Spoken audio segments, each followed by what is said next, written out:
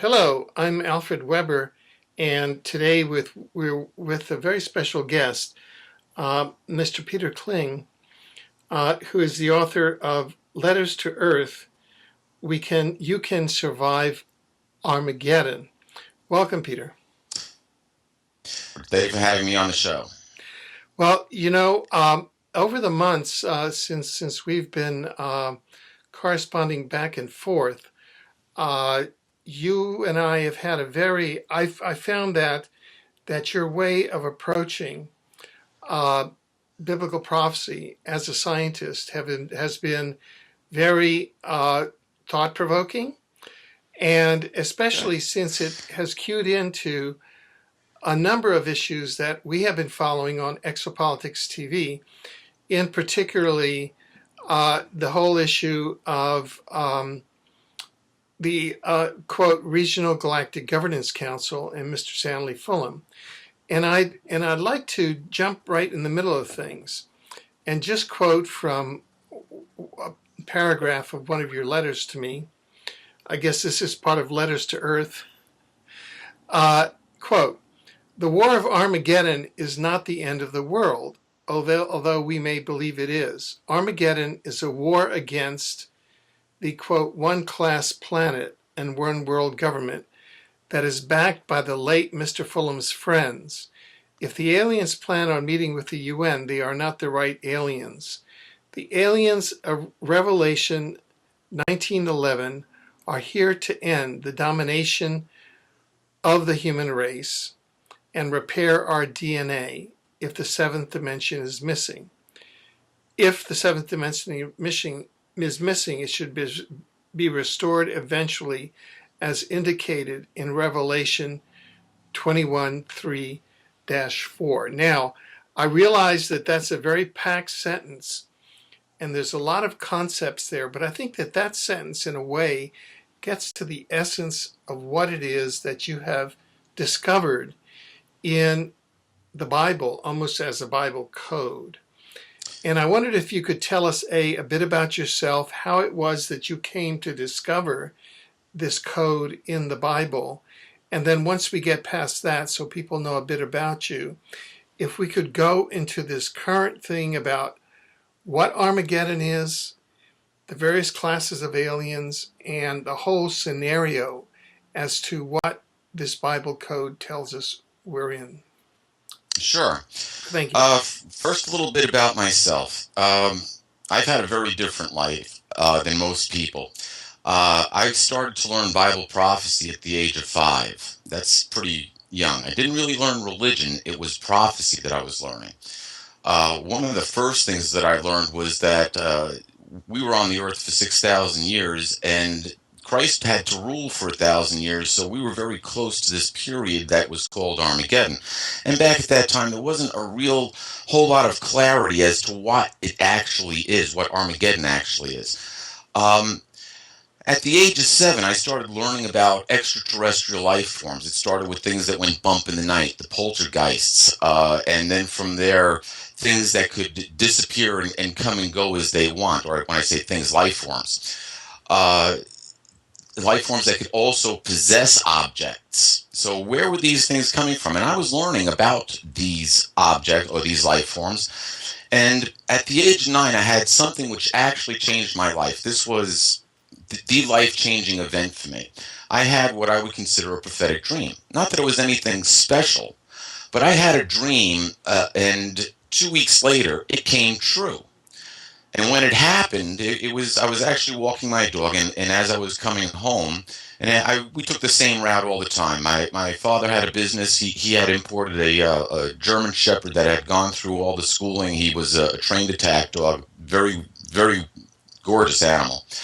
And as we were on our way home, it was about 9:15 at night, these 3 men were walking up the street, and they were very oddly dressed. One was dressed kind of like Jack Frost. The other one, he had a stovepipe hat, a red scarf, a cape, a white shirt. He looked like he was Jack Frost. The other one looked like one of Robin Hood's merry men. He had tights, a hat with a feather. It looked like he came out of a Robin Hood movie. And the third one looked like your normal hippie. This was back during the mid-'60s. He had a poncho, long hair, the beard, blown out blue jeans, and sandals.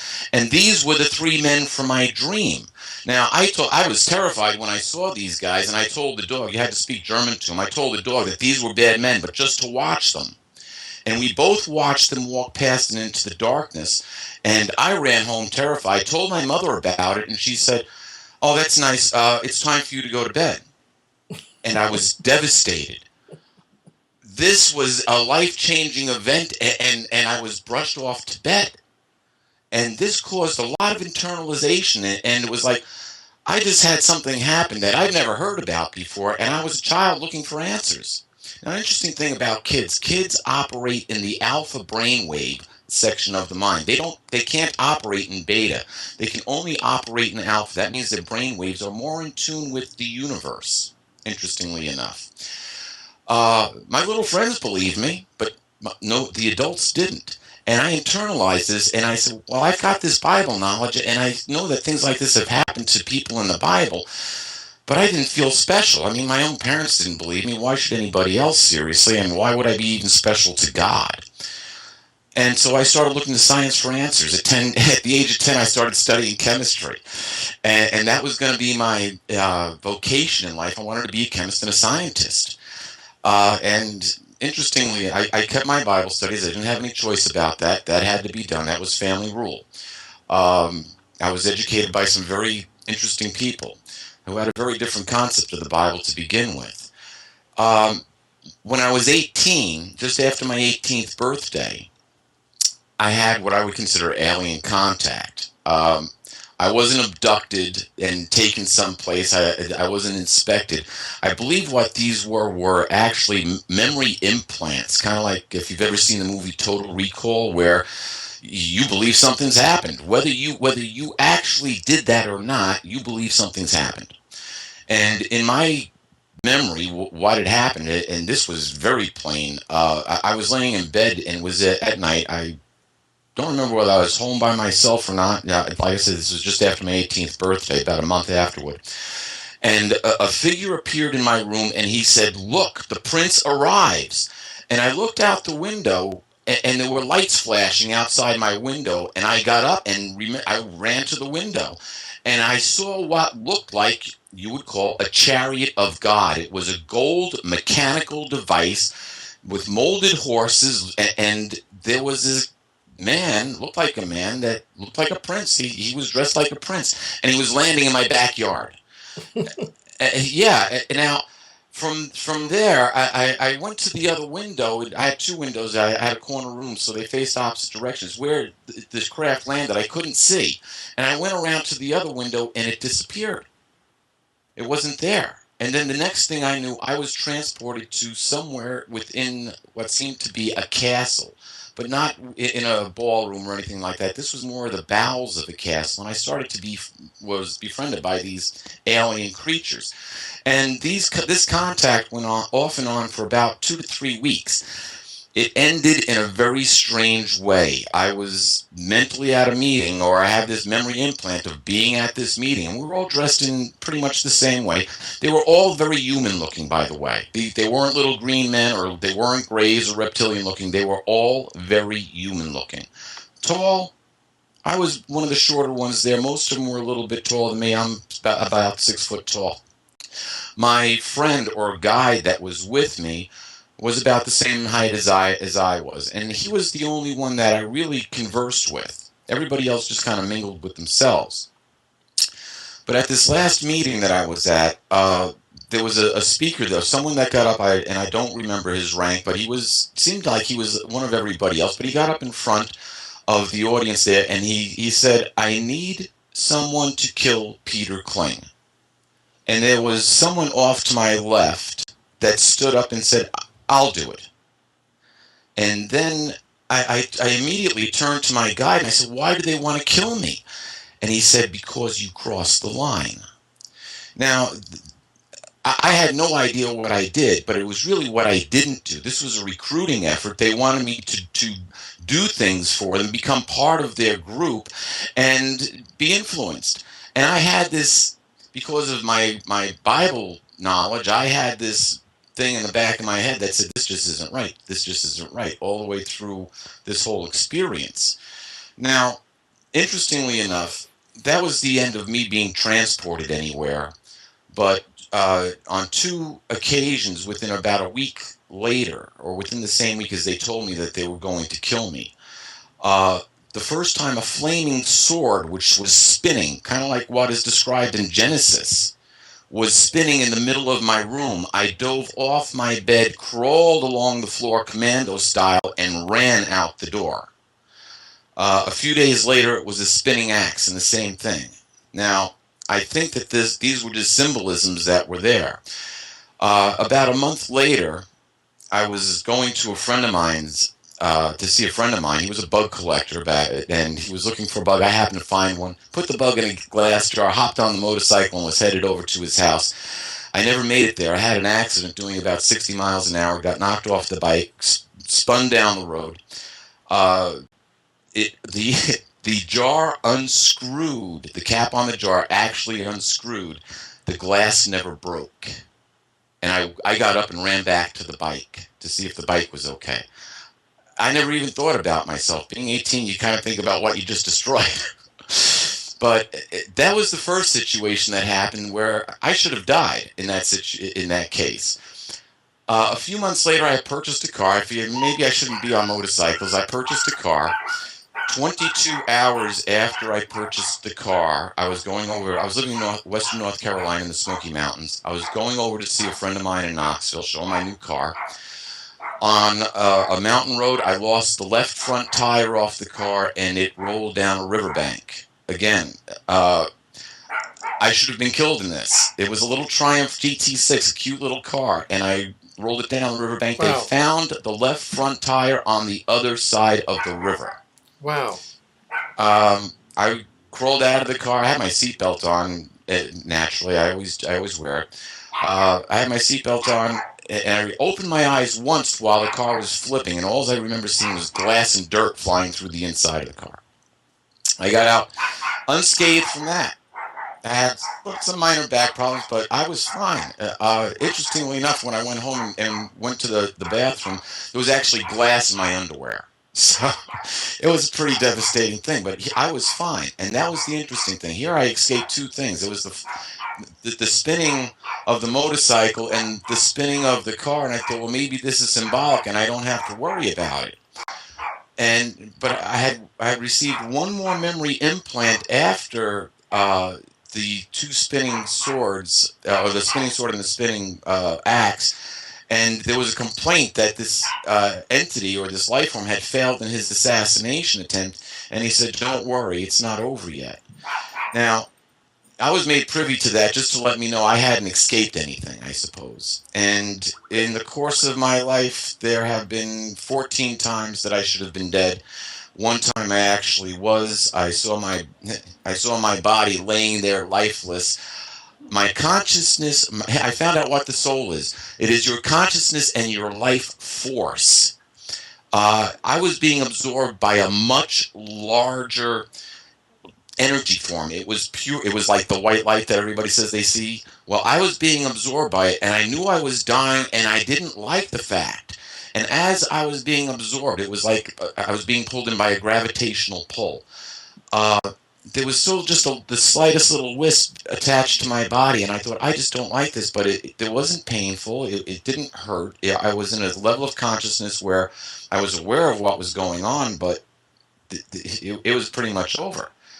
And then I stopped being absorbed, and everything reversed, and my soul, my spirit, my consciousness, my life force, my energy was being put back into my body, and I recovered. Sometime later on, I came back to total consciousness, and I was fine. I guess you could say I was still alive. Let's put it that way. I was in the hospital, but I was still alive. So, interestingly enough, the last event happened back in November, and this information, you can go to my Facebook page and see it. When I was coming home I was bringing my son home from college. I was in a beautiful stretch of road. This is in southern New York State. A beautiful stretch of road, tree-lined all the way down. And I had just set my cruise control to 62, 63 miles an hour. And we were driving. My son was playing with the radio. I glanced over at the radio, and when I looked up, a deer had come out of the woods and was jumping across the road and was in the process of going across the front of my car. And as it was coming toward the front of my car, a blue orb appeared, blew up like a balloon. The deer impacted on the car, flew off, disappeared. I stopped the car, wondering what in the world just happened. And I said one expletive when I saw the deer, and it was over. Now, if you look at the deer, actually urinated down the driver's side of the car, and the antlers. It was a big deer, approximately 250 pounds live weight, I would estimate. I used to hunt deer and shot deer that large, and he was a good sized deer. The antlers actually dented the passenger side roof line. But if you look at the car, the damage is a 3-foot diameter circle in the windshield, and that's it. I got out of the car, I looked at the car, and I said, a deer? I just hit a deer, and that's all that happened? At this speed? The deer actually got up and pranced off. My son ran back to go see what happened to the deer. As he approached the deer got up and pranced off into I'm proud of that. I just did that, yeah. And so everybody was fine. Unfortunately, it did enough damage to the car, the structure of the roof line, where it was an older car, and well, you could take a look at it. The impact's in the glass. It's all in the glass. I hit 250-pound deer at better than 60 miles an hour, and it left a dent in the glass. Right. So you have had many interdimensional experiences that are outside of what we would call the norm. Absolutely. Now let's kind of fast forward, because I really want to zone in on what you've written about the events that are coming up for us here on Earth at this time over the coming decade, say. And let's get back here to where you say the war of Armageddon is not the end of the world, although we may believe it. Armageddon is a war against the Class 1 planet and one world government that is backed by the late Mr. Fulham's friends. The aliens of Revelation 19:11 are here to end the domination of the human race and repair our DNA. So it looks like we're going to have a whole positive transformation happening. Now, could you walk us through that? And today being May 23rd, 2011, and kind of walk us through where you think we stand vis-a-vis what you've been able to decode. And this is a very noble task. I mean, hermeneutics, or the decoding of biblical prophecy, goes back many centuries, and many scientists such as Sir Francis Bacon were intimately involved in hermeneutics, as was Sir Isaac Newton. I like Mr. Newton's work. He knew what he was doing. Yeah.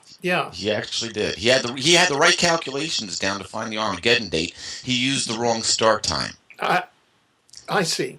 So, could you just, in a very short period of time, you just told us a bunch of inside talk that could you just expose this whole field of hermeneutics to us, how it is as a scientist that you approach it, and how it is that you apply it to the public events that are occurring today on the planet? Sure. I'm going to digress here just a little bit. When I was 22, I took a very interesting class. It was a class of metaphysics, and this gave me insight into the dimensions beyond our own three-dimensional world. And at this time, I was working in a research and development lab and doing the chemical thing and creating new products to save the world. And I was reading the book of Job one day, and I came across an interesting scripture. It's in Job 38. And God is questioning Job, "Have you seen my storehouses of snow and ice, which I have saved for the day of distress and war?" And I'm thinking, what does Job know of snow? He lived in the Middle East. And then I started thinking about the Earth. Where are these storehouses of ice and snow? Well, they're at the poles. And I'm thinking, how do you use ice for a weapon? Well, you melt it. And certainly, well, this was 10 years before global warming became a term. This was around 1980. And I was thinking, how much would you raise the ocean levels if you melted the ice? The first calculation I got took about 10 years to find, and back then they said the ocean levels would raise about 200 feet. Now they're figuring about 285 feet or so if the ice caps melted. Well, that's just one sign. There are a lot of other signs. So what I started to do is I thought, you know what? Let's get rid of religion and let's look just purely from a scientific standpoint of what the Bible says. So you start going back to Genesis, and what I started to do was link up scientific theory with what the Bible says, with the actual verbiage and history. And I started right at the beginning with the Big Bang. In the beginning, God created the heavens and the earth. Well, science says we had a Big Bang. Next, we have a long period of time where the earth kind of shakes and bakes. The earth proved to be a formless waste. And then we have God's active force over the waters, and we have simple cell life forms forming. And then there's the command, let the seas put forth swarms. And we've got the Cambrian period, where there's been more life created than ever before. So this life form, God, is giving, he does some things himself, but he gives others, and he gives orders to have other things done. And from the Cambrian period, you wind up having the beginning of our evolution. Now, did we evolve, or were we genetically engineered? If you go to Genesis 2:22, it says, where we have the story where God creates woman, he says, he causes a sleep to fall over the man. He takes a rib out, a tissue sample, and he builds a woman. So what is he doing? He's taking a tissue sample and he is cloning a genetic copy of Adam, and he tweaks the switches off and on in order to enhance enhance the woman hormone or the female hormones to take over, and now you've got XY and XK chromosome, or XX chromosomes rather. So when Adam knew this, because when Adam saw Eve, he said, "At last, this is bone of my bone, flesh of my flesh. This one was taken from man. We'll call her woman." And so you have, the story starts with Adam marrying his cloned twin sister, who was genetically engineered to create the modern human race. So who did the cloning? Who did the genetic engineering? So now you've got this. Now you've got a different story. You've got to take this into account. And now, from the next major event that you have happen is aliens come to Earth and they invade. They start producing or copulating with the son, with the daughters of men, because they were good looking, and they create this new breed, a hybrid human called the Nephilim. And we pick this story up in the ancient Sumerian texts. So you've got the same basic story forming from two different angles. Now remember, the Sumerians worshipped many gods. The Hebrews only worshipped one God, and he said his name was Yahweh. Interesting thing, the name Yahweh means he who causes to become. Well, let's move this a little fast forward. If we go into string theory and M theory, it says plainly that we need, in order for our three-dimensional world to exist, there needs to be 7 other dimensions. There are 10 dimensions altogether, plus the spatial dimension of time. These are very interesting numbers because the spiritually complete number for God is 7. The the earthly complete number for man is 10. 7 spiritual spatial planes plus 3 physical planes give us our complete number of 10, which is what string theory says we need in order to exist. So now, what exists in these other 7 dimensions? The way I kind of visualize it is God is at the core. If you take what the Bible says, God has always been there. He is the Alpha, the Omega. He always was, he always will be.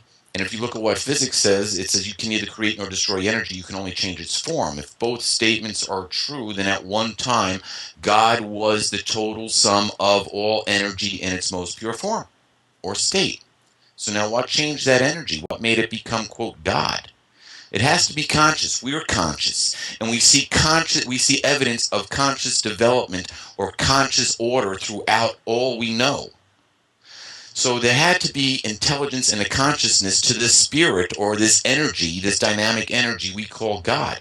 And this consciousness came up with the concept. It's a great concept, the concept of love. Love, you can never get enough of it. You can never give it away. It cures everything. It helps people. We are happy to be loved. We want to love others. We love things. We love animals. We love our lives. We love things in an esoteric way, in a very physical way, in a very romantic and dear way. And this was an invention of this life form called Yahweh. So what happens? He creates another life form. You have cellular division. In that cellular division, you have the life form called Michael, who later becomes Jesus as we know him on earth. But from there, you go to other life forms. There, the Bible talks about cherubs and seraphs and different types of aliens. And when we go to Revelation, it says that the King of Kings and Lord of Lords shows up with the armies of heaven. Heaven being the multiverse that we live in. So we've got a history of genetic engineering, a history of alien intervention, and all of a sudden we come up to now this time period of the Garden of Eden, and we get a story about an alien life form, the covering cherub of Eden, who we fondly call the devil, who sets himself up as a god. Now, why does he do this? Because the dynamic energy of Yahweh or of God at the center of the universe. Now think about it. Think about the mass that this energy would have. If you think about the mass of our own universe, there are 7 other dimensions besides ours. He was the total mass of everything. We are actually living inside the spiritual and physical body of God. Interesting concept. Because we're all fractals of that same energy. It just keeps on breaking down and getting smaller and getting smaller. And when you go back to Genesis, he says, let us create man in our image. We are little gods, but we can't interact directly with Yahweh because of the dynamic energy and that spirit. It would burn up our 3-dimensional little bodies. We are only like little dust on the surface of a shelf somewhere. So we're dealing with life forms, and size doesn't matter. It doesn't make any difference. Size does not matter in this equation. Life can form on a quark at a nuclear explosion and go out of existence, theoretically. But we, humans, are created as little gods. We are the babies of creation, and there are so many life forms in the multiverse that have an effect on us. And there started to be a rebellion with this life form, Satan, who said, you know what? And my theory is, considering he's called the covering cherub of Eden, he was probably in charge of genetic engineering of the third dimension. There's not just life on Earth. There's life on every planet that can sustain life and has water. Now, he wanted to be our God. And so the first thing he had to do was destroy our DNA. And you get the little story of Adam and Eve eating the fruit that they weren't supposed to. Because if they ate it, they were going to become knowledgeable. They would know good and evil like God. Well, they were already like gods, and they just didn't know it. They were babies. They were infants, essentially, mentally or in experience. They were maybe 30 years old, 40 years old, and they were the first 2 humans. And back then, they lived a lot longer. The man was not meant to die. He was meant to live indefinitely. And scientists can't figure out why we grow old and die. Our bodies continue to regenerate. They just don't regenerate the way they're supposed to. So we have, if they ate this fruit, and I was talking to a genetic engineer about this. It was cute. It was on a flight. It was a stopover in Amsterdam that I had. We were talking together. This gal had just gotten her master's in genetic engineering, and I proposed this to her. I said, if there was a virus in the fruit on the tree of knowledge of good and bad, and we ate it and it erased the God DNA, we would never know that actually existed. Now, would we? And she had to think about it for a second. She goes, no, there's no way we would possibly know that was there if it was erased. And you see, that's what broke it. We're missing parts of our DNA. We find extra strands that say, you know what, these strands didn't come from Earth. But we're missing the part that makes the connection with that dynamic energy in the middle of the universe. The way I've envisioned it is it's kind of like a Russian nesting doll. The mass is at the center. Think of it as a matter of physics. The mass is at the center, and each dimension where life exists surrounds that mass. So you've got essentially fractals breaking down throughout the 7 dimensions, and then our physical 3-dimensional world.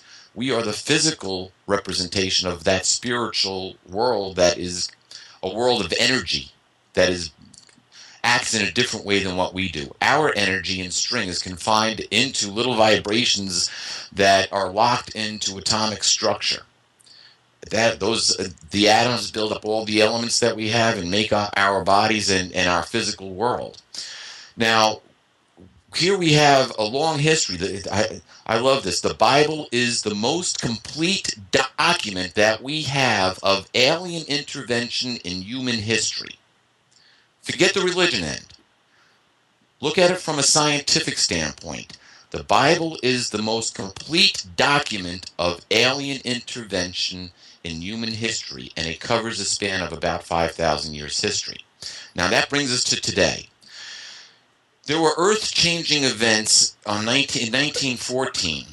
We had the First World War. Now, what came out of 1914, not only along with the First World War, was also the Spanish influenza, massive food shortages, and as the Bible would put it in Revelation, the 4 horsemen of the apocalypse. But now, where a lot of people get something mistaken is in the white horse. If you look at the Lord's Prayer, it says, "May your will be done on earth as it has been done in the multiverse." According to Revelation, in 1914, or between 1913 and 1914, all the rebel life forms were kicked out of the multiverse and confined to the 3rd dimension. Now they have direct contact with Earth, and the scripture says, "Woe to the earth, because the great dragon has been cast down to you, knowing he has a short amount of time." We now have 100 years, essentially, since that has happened. We are coming up to an anniversary date, interestingly enough. Which brings us over to the Mayan prophecy of December 21st, 2012, and our crossing of the Great Rift of the Milky Way. All of the prophecies, regardless of where they come from, have been set to this timing of crossing the Great Rift of the Milky Way, and the gods of ancient times made sure that the celebrations that were set up, the holy days, were marked to keep these time periods, and they were given. Along with religion, government was given to the Sumerians, and there is the birth of civilization. Yahweh never wanted religion. He never wanted government. We were supposed to grow up as one large family on this planet, all be cousins, all related, and this was to continue for another 1,000 years until we were old enough and smart enough to evolve to the next level, and that was to go populate the stars. That's why we find all these planets that possibly have life on it. The next step is to take humans outside of our solar system and start populating the stars. God has named every single star in the universe. It says so right in the scriptures. I believe it was David in the Psalms that said, "Have you not named all the stars?" Well, if all the stars are named, and there are trillions of them, there must be a purpose for it.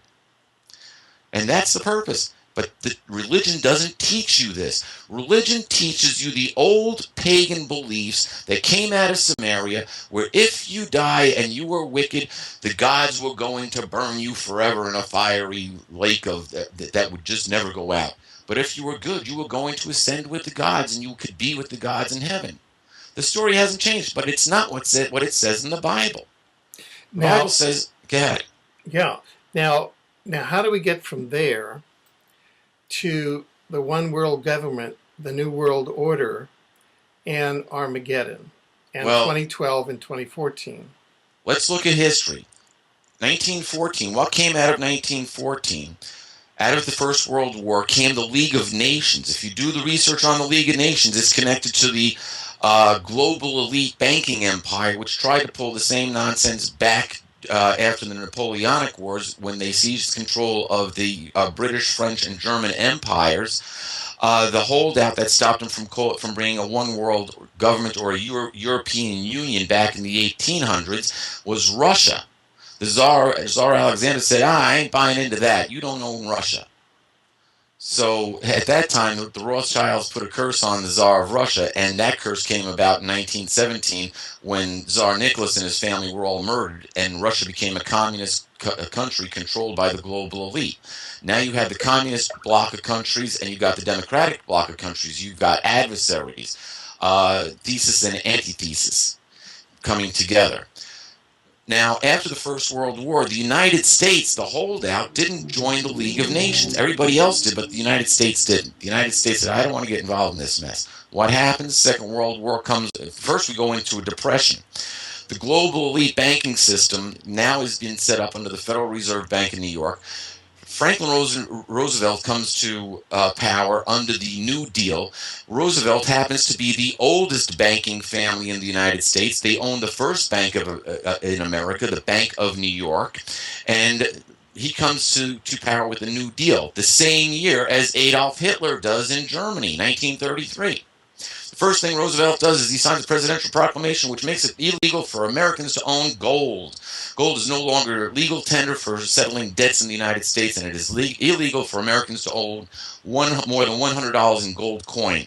The Federal Reserve Bank, the Rothschilds, buy up all the gold that's available. I believe the sum is $380 billion. A year later, Franklin Delano Roosevelt turns around and makes the strike price of gold. He changes it from $22.67 to $35 an ounce, and the Federal Reserve has a profit of 40% on their investment. Nice. Now we can have a war. We just financed the people of the United States got their gold robbed to finance the Second World War. What we have out of the New Deal are hydroelectric plants in southern Appalachia. We've got the largest aluminum plant in southern Appalachia. We've got Oak Ridge Nuclear Test Laboratory in southern Appalachia, all outside of Knoxville. You go to the West Coast, you got the Hoover Dam, which is now generating electricity for the shipyards that need all this electricity to build tons of ships for the Second World War. And in the Second World War, because Russia is now a communist country controlled by the Rothschilds, Japan doesn't attack Russia. Russia is right off to their north coast. What do? They sail all the way across the Atlantic to attack Hawaii, to pick a fight with somebody who's been supplying them with goods. Makes no sense. Now the United States is in the Second World War, and now the United States is large and in charge. And when you go to Revelation, the 13th chapter, you see where it talks about a wild beast which comes out of the sea of turmoil, which is the League of Nations, which gets a death blow to one of its heads during the Second World War by Nazi Germany, which gets healed, and along with it getting healed, it comes back as the League of Nations. Along with it getting healed, there's a two-horned beast. This two-horned beast looks like a lamb, a peaceful lamb, but it speaks as a dragon speaks. It speaks of war, and this two-horned beast has the power to call down fire from heaven. Nagasaki, Hiroshima, Tokyo, Dresden, all burned or incinerated completely. And that's the UK, the Anglo-American alliance. The Anglo-American dual world power, the United States, His Majesty's favorite son, the United States. Anyone who lives in the United States needs to go to Europe. They need to go to England. Spend a week in England, and 2 or 3 days after you're there, you're going to come to the realization that we are still the colonies. And in fact, we are. Now, the United Nations doesn't seem to be very powerful today, but it's growing teeth. And that's where we see the Anglo-American dual world power, this lamb, which comes along, and it makes an image to the wild beast of the United Nations, and it breathes life into this image, and this image comes to life on its own, or has a life of its own, and gains power of its own, and puts everyone under its rule, and those who do not submit to its rule, it kills. This is the image of the wild beast. In Revelation 17, it's talked about as the eighth king. Interesting. So the UN is the wild beast or the eighth king? Not yet. Oh. I'm sorry. The UN, yes. The UN is the wild beast, but not the eighth king. Oh. This two-horned beast that looks like a lamb that breathes fire or breathes life into this image of the wild beast. We have an image toward the latter part of Revelation 13, there's this image, and that is the New World Order that England and the United States have been breathing life into. Look at the legislature. Let's go back to 9/11. 9/11, the world changed again.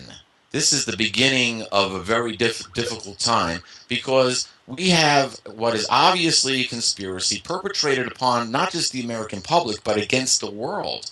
Because before the nightly news was over, they had everybody's names and addresses and telephone numbers and what they did. All of these hijackers' information just suddenly appeared. What's interestingly enough, though, is that as the news feed was being given on the morning of 9/11, they said, oh, well, the one tower, the one World Trade Center was hit. Then the Pentagon was hit. And then they got a report that the Capitol was hit. And then the other, wait a minute, the Capitol was hit? The Capitol wasn't hit. Who said the Capitol was hit? Who was giving these reports?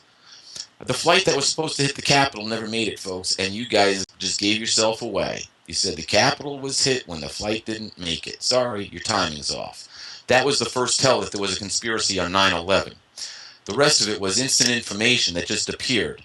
How did everybody put this together? But we're not here to talk about 9/11. Let's talk about what happened from 9/11. We had the Patriot Act, which essentially gave up our freedoms. We were just put under a socialist or a communist country when that Patriot Act went into rule, and it has not gone away. In fact, it has only gotten stronger. Homeland Security is a half a step away from the Gestapo of Adolf Hitler's day. I've been wondering, why doesn't a Hitler ever die? Every time you turn on the TV, there's something about Hitler there. It's a warning. Pay attention. This is what's coming under the New World Order, and it's coming quickly. But it's going to come on the heels of disaster. Disaster which is set to the timing of 2012, the Mayan prophecies. And let's take a look at what we see happening now. Fukushima, we've got earthquakes all over the place. We've got NASA telling us the sun's going to turn on and it's going to start to scorch us, which is also another prophecy from Revelation. All of these things coming at this time. Now, we know super weapons like HARP exists. I saw the sun yesterday for the first time in over a week. And from the forecast, what the forecast says, the next week I ain't going to see any more sunshine. It's going to be rain every day. That puts us at essentially 16 straight days of rain because it did rain yesterday in between the sunshine coming out. All of these rainstorms have been caused in Chihuahua, just north of Chihuahua, Mexico. If you go back and look at the earthquakes there, many of them have the HARP signature. West Texas is the most dry place in the United States. It's on fire. And every one of these storms that has devastated the middle of mid-America has come out of West Texas. HARP has been generating these storms. It is now too late to plant the crops. The fields are soaked. Look at the tornadoes. We just had a city just taken apart by a tornado here. The tornadoes that happened in North Carolina several weeks ago had the HARP signature. You could actually see in one of the NOAA forecasts the rings of HARP forming right over North Carolina. 2 days later, they had massive tornadoes on an unprecedented level. So we see these super weapons coming about. They're being used. Russia, one of the hierarchy in Russia, got upset. It must have been over something with Georgia, the country of Georgia, trying to import wine into Russia. Georgia used to be the supplier to the Tsar, and this demagogue in Russia went off on the world, and he said that Russia has super weapons, that they can control the weather, and they will destroy countries who get in their way. And he made a derogatory comment about Georgia wine in Georgia, and he didn't care what anybody thought. This was a moment of rage from this man, and you know what? He just spilled the beans. Russia's got super weapons. The United States has super weapons.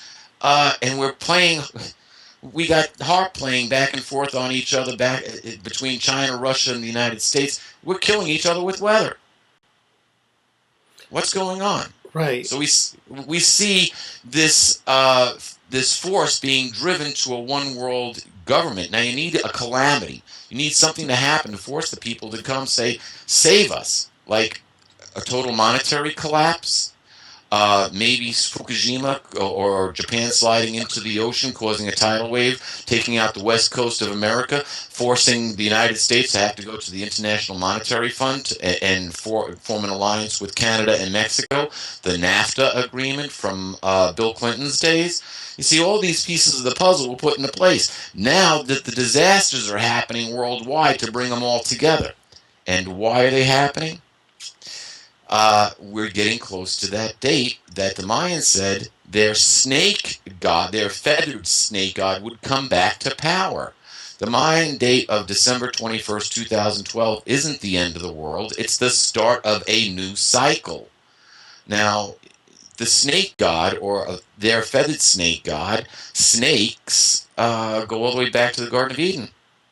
So if the snake god is coming back to power, if we see these prophecies coming about which indicate that the nations are pushing toward a one world government, the banking system has caused major collapse around the whole entire world. They are pushing for an international one world dollar. They try to pull it off with global warming so they could play with the heart machines. That's not working. So now they've got to cause some other problem to force everybody to go to a one world dollar or a international fund. So we see all of these things happening at the same time. It's a setup. We're being set up for a disaster to take us to the next step. And that next step is a totalitarian one world government. Now, how does that come about? Hold on to your alien hats, because there are the other life forms that are involved in this are several. And it's interesting, if you do enough research, you'll find out that the global elite, some of the upper families of the global elite, will actually set a place setting for Satan, or I'm sorry, Lucifer, at their dinner parties. So if you go to an elite dinner party, there's a very good chance you'll see an empty chair and a place setting there, or maybe there'll be a full chair in the name of Satan or Lucifer. It doesn't make any difference what we believe about Lucifer. What makes a difference is what they believe, because they are the ones who hold control of the money. They hold control of approximately $900 trillion. They control 95% of the world's wealth. So, where does that leave us? What do we do?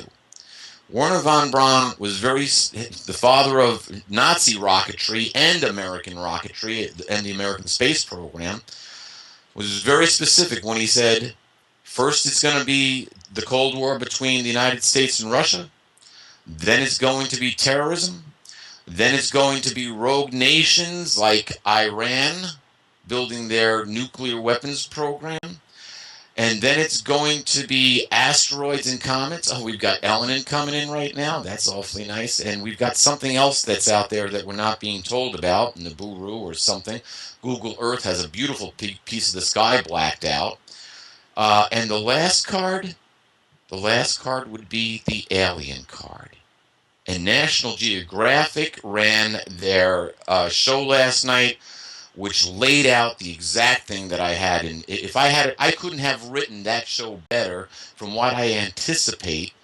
Maybe a little bit more accurate in a couple of areas. But if you saw the National Geographic special on when aliens attack, that is the scenario the global elite want us to believe. Now, are those to get back between the nexus of the biblical prophecy and a false flag attack? Are those is a false flag attack holograms and people in ARVs and stuff like that, or is this alien races that are coming in for occupation on behalf of or because they run the terrestrial elite controllers, in your judgment? There's two groups of aliens. The easiest way to describe the Bible, go watch Star Wars, because Star Wars is whoever wrote when they came up with the Star Wars concept. The Bible is much closer to Star Wars than anything you're going to learn in any church on the face of this planet. That I can guarantee it. So what you have is two different factions. You've got the rebel faction, but in this case, the rebel faction is not our heroes. or actually they are not our heroes. The rebel faction wants total control. This goes back to that satanic influence within the Garden of Eden. Parable or real doesn't make any difference. It's what's in effect. That is the control that is over us, and that is an alien life form control.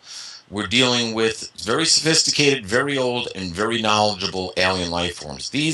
Some of these life forms could be billions of years old, Earth years. I have to qualify that. All the way through history, we have this. So when they were kicked out of the multiverse, or out of the spiritual end of the multiverse, into the three-dimensional world, they are here and they are in total control of what's going on in the planet. They already have an alliance throughout history with the elite families of the world that started in ancient Babylon with Nimrod, Semiramis, and Tammuz, and have been given down through Egypt and through Israel, and then in through the monarchy, or say in through Rome, and then the monarchy of Europe. That's where you get the star families from. They're all connected all the way back to, I don't know if they can make the connection back to ancient Samaria, but I know that they can make the connection back to Egypt, back to Isis, and back to any of the Egyptian gods that were there, back to Ra, and that's where the story all comes together. That's why we still have obelisks in places like the Vatican. Right in St. Peter's Square, you've got the phallic symbol to Ra. In Washington, D.C., the phallic symbol to Ra. In New York City, right within Central Park, the phallic symbol to Ra. It's the needle of Isis, or I'm sorry, the needle of Cleopatra, I believe is actually what it's called. Right. But it sits right there. So here look on the back of our money. You've got a pyramid with the Eye of Ra.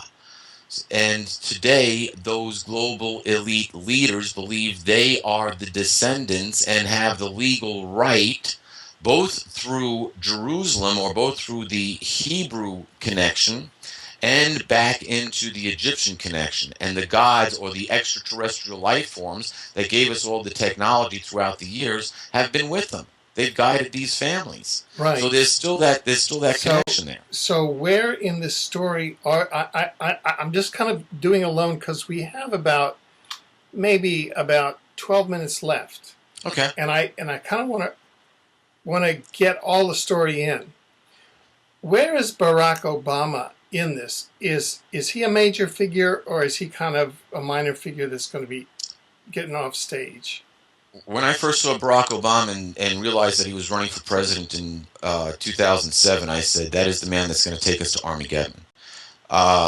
He is a major player. Jimmy Carter said that Barack Obama is our best hope for peace in the Middle East. And guess what? Barack Obama is on his peace tour. We see a lot of unsettlement in the Middle East. Why? It's a change of regime. The old regime doesn't want to play with the global elite in the New World Order. So you got to get them out of the way, and you got to put it in the new regime. They did it with Kennedy when he didn't want to play along. They did it with Lincoln when he didn't want to play along. They'll do it with whatever world leader that doesn't want to play along. They're gone. Very simple. So, so what you're saying? So is Barack Obama playing for the good ETs or for the bad ETs? If they're playing on this planet, they're playing for the bad ETs. Where he is setting up the situation that brings us into Armageddon, into the one world order, into a one world order. Now, this one world order is controlled by the bad extraterrestrials, right? The rebel forces, right? And what are the major and what's the eighth king then? The eighth king will be this one world order government that is set up. Right. Now, if you look at the prophecy, it says the eighth king is joined by kings without a kingdom. Yeah. Kings with no kingdom would be the kings of industry, the kings of banking, the kings of oil and gas, the kings of manufacturing. Yeah. These are kings without a kingdom. They are the ones who perpetrate a one world government on us. Now, you start to bring in things like Mars has a cloned army. Yeah. We've got fleets of UFOs. These things are going to show up, and they are going to attack the world in order to enforce this one world government, while the global elite are in their underground bunkers hiding out. So that Mars has a cloned army that are from Earth, really, and they're going to come in, and they're part of the false flag. My thought is that this cloned army is pretty nasty, and that are actually going to be inhabited by the by the spirits of the Nephilim. Nephilim. Those ghosts, the poltergeists, the things that go bump in the night, the orbs that people see. Yeah. Jesus said that he gave there's the story of Legion, where this man was possessed by many of these spirits. Believe it or not, but whatever. Try to kill a super soldier that's possessed by one of these spirit creatures, and you're going to need more than just conventional weapons. Now, what time frame are we talking about here in terms of our calendar time? We are being set up for a massive food shortage right now. Along with this food shortage, we're being set up for extreme global earthquakes that are going to be caused not just by natural disasters, but by super weapons. So we're looking at a time frame of 2012, actually 2013. I believe that you're going to see a one world government be perpetrated in early 2013. Should that yeah, and it's setting up for it, Alfred. It really is. If you look at how everything's coming about, this can happen as early as 2013. If that happens, according to certain prophecies, that one world government will rule for an hour, theoretically.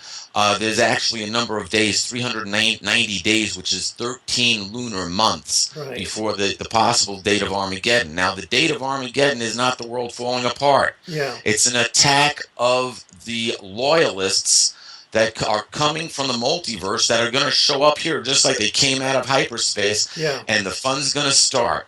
National Geographic said, take your food, take whatever supplies you can, and get out of the cities.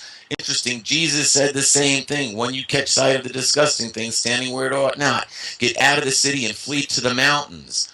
But is that? Are you saying that the ETs are going to show up at the beginning of 2013 or 390 days after that?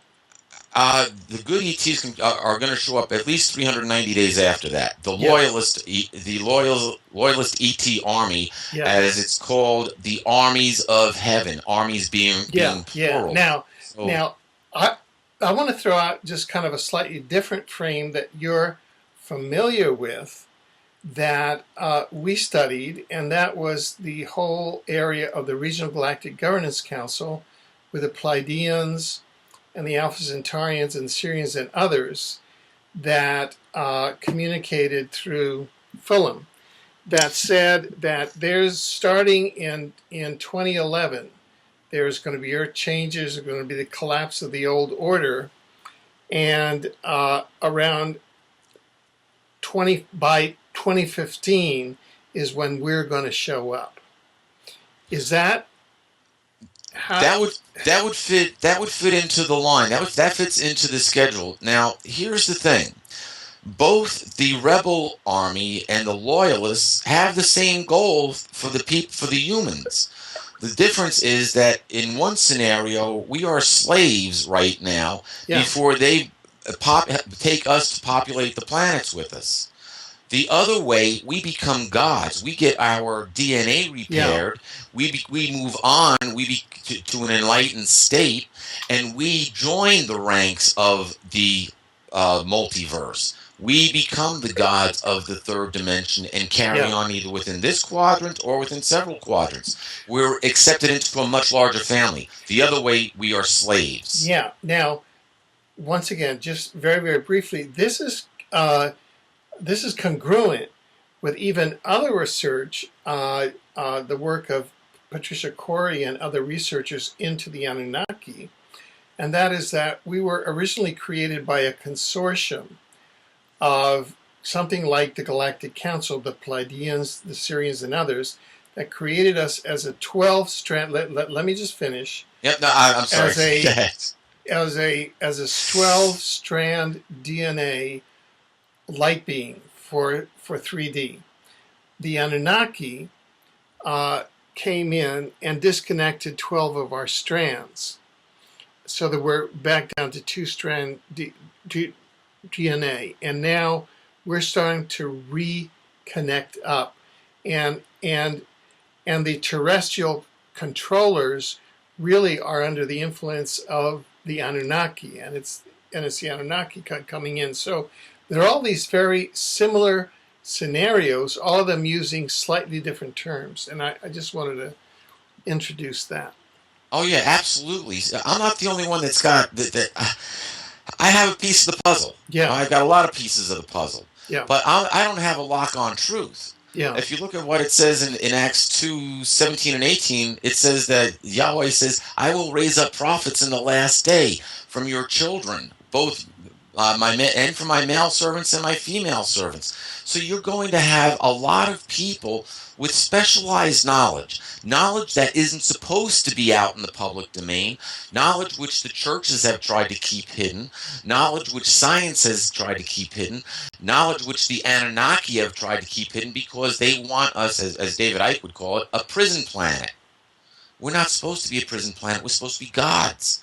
We're supposed to evolve to the next level. Eventually, we'll get there, but this mess has to be cleaned up first. And we're going to get some help. Let's face it, Alfred, we need help. Fukushima is in meltdown. If Japan was attacked by the global elite, they have released the kamikaze upon the northern hemisphere. This is going to go on. There's no end in sight. We're being polluted in ways we can't fix this. We need extraterrestrial help to fix this. And the Galactic Council stated that one of the modes of their intervention around 2015 or so is to clean up the environment. Yeah, they have. You see, it's the same. I'll say it again. It's the same life forms. We've got rebel life forms. Hey, they might be American, Japanese, Russian, Chinese, Hindu. What's the difference? It's like when the United States had the Civil War. You have the North and the South. They're both fighting for the same thing. The only thing is that one wants us in control. The other side wants us to grow and join them. That's why we're called God's children. So you've got one side that wants us to join them. The other side that says, no, we like you as pets. Yeah. So now the council? I can't answer the question. Did the council? Which council this is from? Yeah. My thought, it's not from the council of the good guys, if you want to call them that. It's not a council from the loyalists. The reason why would the council of the loyalists go to an ex-NORAD officer and say this is what's going to happen when they've got somebody who's been studying the Bible since the age of 5 and they've given him a totally different story? Well, not a totally different story, but I've gotten a similar story, but from a totally different group of people. And nobody shows up in my living room. The answers are already there. You just have to... No, right. So this is a perspective. Now, just in the kind of the 5 minutes that we have left. Sure. And if you could show us through your study of these Bible codes, does this have a happy ending or does it have a tragic ending? Unfortunately, for about 90% of the world, it's going to have a very tragic ending. I would like to think it's going to be less than 90%, or say, let's talk on a positive note. For many of us who are coming to be awake now, it has a very positive ending. But there are people that you will never wake up. There are people who love Lady Gaga and who love to watch Wheel of Fortune and who love their sports and who love this world, who love their money and who love everything, their empires that they built. These are the ones who are supporting the global elite, and they aren't going to change their way. They do not have a good ending. But those people who are waking up, those people who are understanding that this is a treacherous time that we're living in. It's a time of conspiracy. It's a time of alien intervention. We humans are caught in the middle of something much bigger than us. For them who are awakening, it is a saving. It's not that we're going to be raptured off this planet. We're going to go through a very destructive time, and we are going to need help. And it's going to come. It'll come in alien help.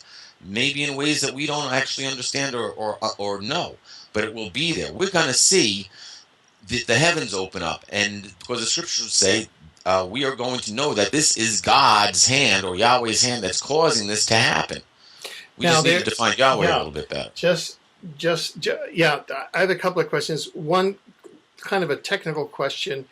There's a whole group of people that try to say, Yahweh was actually an ET and wasn't a very good guy. What's your response to that? I have to go back to what it says in the Bible. If he always was, always will be, and is always going to be there, and if you can't create or destroy energy, guess what? You're talking about the mass of all existence. Okay. a dynamic energy which cannot be measured by earthly means. Uh, So, if Yahweh, from your study, means what they call source. this the source, Yeah. he is the power. It's his fractals Yeah. that are breaking down, that are creating everything. And if we're all in a form of creation, Yeah. then guess what? We have to move along with it, or we're not going to be able to be part of this creation. Okay. Now, how it actually affects us in the third dimension, I don't know enough about it to talk intelligently. I don't think that the sciences exists. The best that we could get is through what we can learn by M theory and string theory and torsion field physics and fractals. That's all we know about the existence of the true scientific existence of God. Yeah. Uh, where we are going to be led is not by God, but by the life form Jesus. He is the King of Kings and Lord of Lords. That life form, Jesus, gave his blood for us years ago. So this life form came down, took a human life, or his soul was put into a human form, and that human form, which was perfect, it probably had 12-strand DNA, Okay. died for us. So after this is all over, after the global leader destroyed, after Yeah. this is all removed, we are then put into a healing process, not just Earth, but all who are left of humanity, those who Yeah. waken up to the facts. We will have our DNA repaired, and at the end of this time period, the scriptures say that the tent of God will be with mankind. So that spirit or that energy force will start to fill out the third dimension again, and we will have more of a controlling force to our whole galaxy. Right now, science says, well, our galaxy is expanding at a rate that faster than what we ever expected. And if you look at what's going on Earth, it looks like pretty much the Earth itself is out of control. So that corresponds to a time frame that I think came up with what we call the Grito de Mallorca, and the Spanish painter, the dimensionalist painter Francisca Blasquez, where she was saying that she had been given the years 2023 and 2025 as the landing of Christ consciousness and an objective condition of paradise on earth. And so we're going through all these transitional phases of the New World Order between 2013 and 2014, say 2015 to 2016 is the Great Cleansing, and then by 2023, 2025 is the people have Christ consciousness, and it's the landing of a condition of paradise on earth, or other people use the term dimensional shift. What are your thoughts on that? I would basically agree with that. I mean, there's nothing there that I can't prove invalid. Yeah. Okay, so I can't prove that any of that invalid. So what am I going to say? Hey, it sounds good to me. Yeah. The timeline does fit. If Jesus didn't say, hey, Armageddon's going to come on May 21st, 2011. He didn't give a time period. You have to go through some really backflips to get the dates involved. Yeah, this is a very unexpected. By Jesus, do you mean the coming of?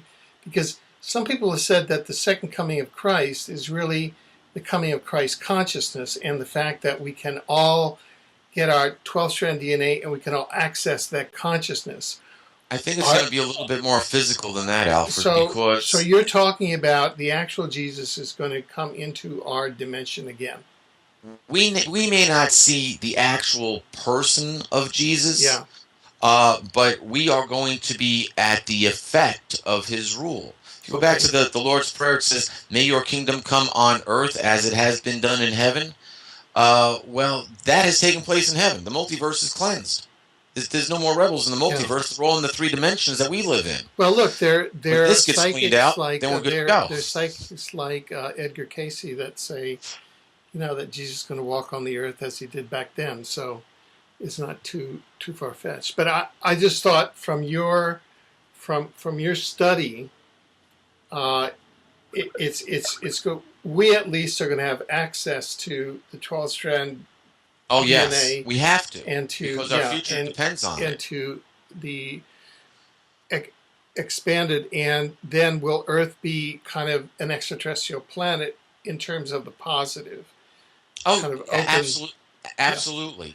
You see, there's a little bit more time that we need. Yeah. The time Now, frame is actually approximately 1,000 years. In 1,000 years' time, we're going to be ready to move on to the next level. uh, The next level means Earth will be a jumping off place for those people who are around in 1,000 years to start to explore the universe. okay, now a final question. We're now in 2011 in May. We're almost coming up halfway through 2011. We'll be coming up to 2012, then 2013 to 2014 is crunch time with a New World Order. What's your advice to people to get through these years of tribulation, is it? Or, I don't know the Well, various terms. yeah, first it starts off as pangs of distress, and then it goes into the Great Tribulation, from which if it wasn't for the chosen ones, so there are people who will be chosen, but if it wasn't for them, no flesh would live. Um, the best thing to do is be sensible, be logical. We're facing a food shortage right now. We're facing nuclear fallout from Japan right now. We're facing earthquakes and tsunamis right now. So listen, if you live near the coast and you're thinking about taking a job, take a job inland. If with what's going on with the food right now, if you have some extra dollars, don't go invest it in gold and silver. Invest it in rice and beans. Rice and beans are seeds. If you keep them dry, they'll last for years. About 100 pounds of rice, 50 pounds of beans will keep you well fed for a year. You know what? It doesn't cost that much. And if 5 years, you say, what's this bag of rice doing in my closet? I'm throwing it away. Hey, what'd you lose? But at least you have something to put in your belly if we run into a food shortage. And right now, China's calling for food shortage, India's calling for food shortage, and no crops are going to be planted in the United States in mass anyway. We have too much rain. So that's practical. When it goes beyond that, you're going to be in a reactive state. But get out of this, move out of the cities, get closer to the suburbs, closer to rural areas. The cities are going to become death traps. Not so much just because of violence or crime, but if you're on a skyscraper and you get hit with a 9.0 earthquake in New York City, there ain't much that's going to stand up. Same thing with San Francisco. Same thing with LA. The whole West Coast is moving north. We still have a terrorist problem going on. So stay out of Washington, D.C. in the beginning of 2013 anyway. Now, do you have an idea that the U.S. is like the target of the New World Order? Because you mentioned only U.S. cities. Or is this worldwide? It's going to be worldwide. The reason why I mention U.S. cities is, number one, I live here. Number two, it's the United States and Great Britain, which make up this two-horned wild beast. So this is where the influence sits. Yeah. We just saw the prince get married here the other couple of weeks ago. Yeah. That's got a lot of significance and things to come, and who's going to be ruling this planet. How? Or at least, could you parse that out? Well, if you look at what the Zionist movement wanted, something I recommended, read my book. It's in my book, Letters to Earth. You Can Survive Armageddon, which seems to be disappearing off of people's shelves. Yeah. Could you tell us that story? Briefly? Well, yeah. I had a woman who told me she was part of the, I wouldn't say elite, but the aristocracy of England, to say that she bought a copy of my book and it's vanished. Yeah. And I was quite surprised about that because I had only heard of one other person who had their book vanish. And she says that the book never left her house and she just can't find it. Yeah. Now, Alf, maybe you could tell me who was the other person that had that book vanish. Well, that in fact happened to me, and the book vanished off of my shelf, and you sent me a second book. So now, after you sent me a second book, the book appeared right in the middle of my bookcase. How about that? This is weird. So all I can say is that there's a lot of weirdness around your book. It's kind of like what has occurred around you in those earlier things around your life that you described, the interdimensional experiences. They still want me dead. Oh, we've come to the end of this section, but segment, Peter. But with your kind permission, we're going to be calling on you during this coming period as we get farther and farther into this, so you can interpret current events in the light of scientific interpretation of biblical prophecy, if that's okay with you. I would be honored to. Actually, thank you. My whole purpose is for people to understand that we have a choice and we have a phenomenal, phenomenal hope. I mean, think about it. We're mortals. We die. We could be gods. That's what we were meant to be, was gods. To have that 12-strand DNA fix, it was probably snipped off at the end and then just all Yeah. unraveled. Yeah. We don't know. The Bible is a need-to-know book. It only tells us what we need to know to survive Armageddon Yeah. and what things we can expect to have happen in the future. Amazing. Well, listen, on that note, where can people obtain Letters to Earth, You Can Survive Armageddon? You can go online. Amazon.com has it. Barnes & Noble has it. You can go to my website. There's lots of information on my website. That would be www.peterkling.com, or join me on Facebook. I love my Facebook friends. They add up, and then all of a sudden, I know when the agency gets on, because all of a sudden friends go up and then they drop off. So I know I'm being watched. I'm surprised that this communication hasn't been interrupted as others that I've been on have. So, Okay. yeah, we've got some evil forces working against us, and it's true, all of us, and it's a lot more intense and more comprehensive than what we understand. So, in light, everyone, and in truth, peace, and love to everyone. Thank you very Amen. much for having me, Alfred. Thank you.